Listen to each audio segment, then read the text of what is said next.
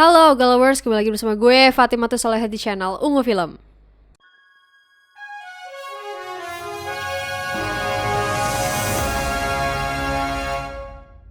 Nah, kalau kemarin kita udah bahas Ivana, kayaknya nggak afdol deh kalau kita nggak ngebahas satu universe-nya.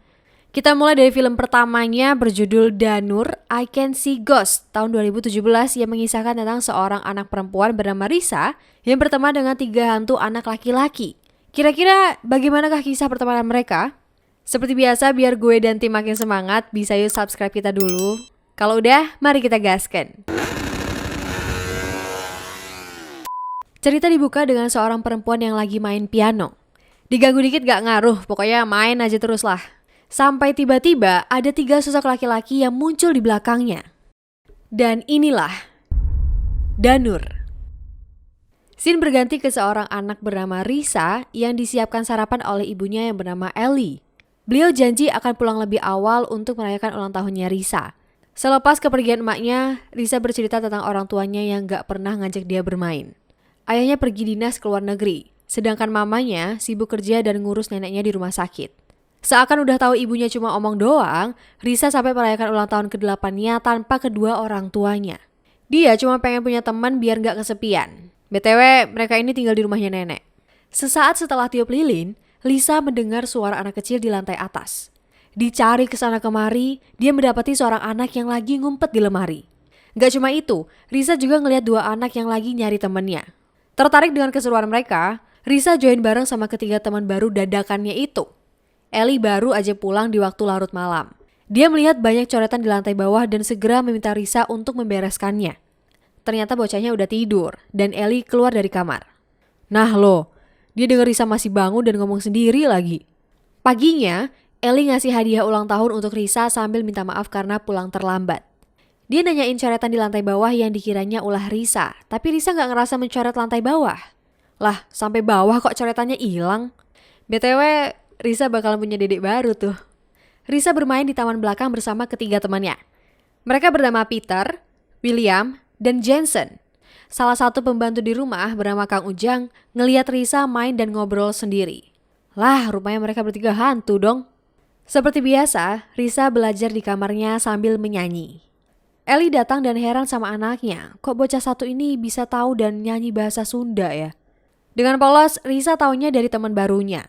Dia gak mau bahas soal temennya sama emaknya sendiri dan memilih tidur lebih awal. Saat sibuk ngurusin kerjaan, Ellie nanya ke Mang Ujang soal teman barunya Lisa.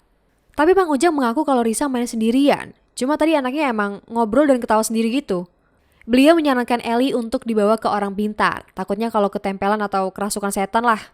Tapi Ellie lebih gak percaya begituan dan memilih untuk menghubungi temannya yang seorang psikolog. Mama kembali ngecek Risa yang lagi main congklak bareng Jensen dan William. Beliau minta Risa untuk tidur lebih cepat biar terbiasa bangun pagi ketika pergi sekolah minggu depan. Begitu keluar kamar, Ellie mendengar anaknya ngobrol lagi. Dia mulai khawatir dan nelfon temannya untuk ngecek psikisnya Risa. Seorang psikolog bernama Sinta datang ke rumah untuk memenuhi panggilan Ellie. Saat anaknya muncul dan nyuruh ketiga hantu temannya berhenti main, tiba-tiba Sinta ngeliat jelas ada 2 kursi yang bergeser sendiri.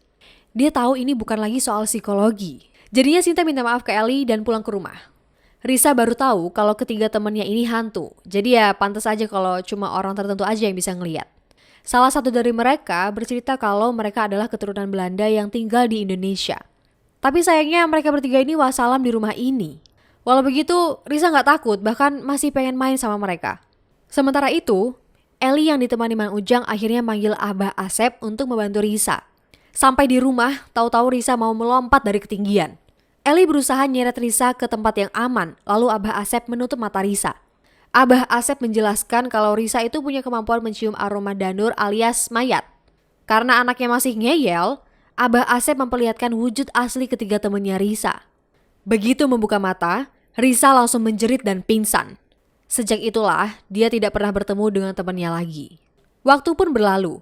Risa sudah tumbuh jadi dewasa.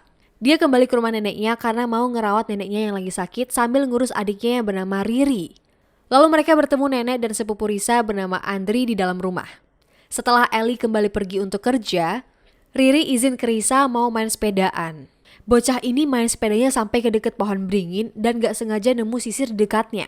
Riri pun main dengan bonekanya di bawah pohon beringin itu sambil nyisir bonekanya. Udah gitu, Riri itu sampai gak sadar kalau mainnya sampai malam hari. Sesaat setelah Riri pulang, hujan deras pun datang. Risa dan Riri turun ke bawah karena ada yang mengetuk pintu rumah. Seorang perempuan asal masuk ke rumah dan ngenalin diri bernama Asih. Berpikir kalau Asih adalah suster baru, Risa pun mengizinkan dia untuk masuk dan tinggal di rumah ini. Sejak awal, Asih terlihat tertarik sama Riri. Paginya, Risa turun dan meminta Asih untuk menyiapkan sarapan buat nenek setelah nyuapin Riri. Setelah itu, Risa dan Asih pergi ke kamar nenek. Tapi anehnya, si nenek justru merasa ketakutan ketika melihat Asih. BTW, ini neneknya gak bisa ngomong karena sakit ya. Nah terus, Riri main petak umpet sama Asih. Sedangkan Risa lagi nelpon emaknya soal Asih. Belum kelar kejelasin, Risa dengar suara lonceng dan segera pergi ke kamar nenek. Tahu-tahu neneknya udah gemeter ketakutan seperti melihat sesuatu. Risa mencoba menenangkan neneknya sambil memanggil Asih yang tak kunjung datang. Setelah neneknya udah tenang, Risa lanjut nyari Riri sampai ke kamar mandi yang lagi ditemani sama Asih. Gak lama Andri pulang ke rumah. Pagi harinya, Andri nyamperin Risa yang lagi cari info soal ciri-ciri orang yang bisa lihat hantu. Andri juga heran sama Riri yang sendirian di taman, padahal Risa taunya Riri lagi main sama suster baru. Lah, Andri malah belum dapat info dari emaknya kalau ada suster baru. Dia minta Risa buat temenin Riri biar gak sendirian. Tapi Risa emang lihat ada... Bentar, tadi berarti Andri gak bisa lihat Asih kan? Kok Risa sama Riri bisa ngeliat? Oke, lanjut ke filmnya. Andri balik ke rumah sambil bawa sebungkus bakso.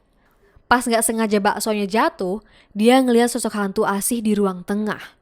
Ya walau masih kelihatan bayangannya sih, tapi Andri kaget dan sosok tadi mendadak hilang. Ah, cuek aja lah. Yang penting perutnya Andri keisi.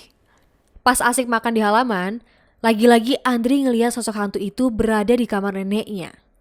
Bukannya nemu sosok itu, Andri mendapati neneknya terjatuh dari ranjang sambil kejang-kejang.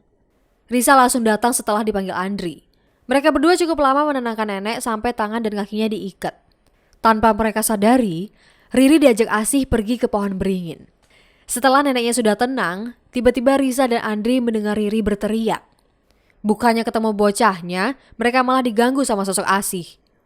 Dari Risa yang diganggu sampai mecahin kaca, sampai Andri yang pingsan saking takutnya. Risa langsung ngecek neneknya yang masih tertidur dan pergi dari kamar, tanpa dia tahu kalau neneknya itu kesurupan.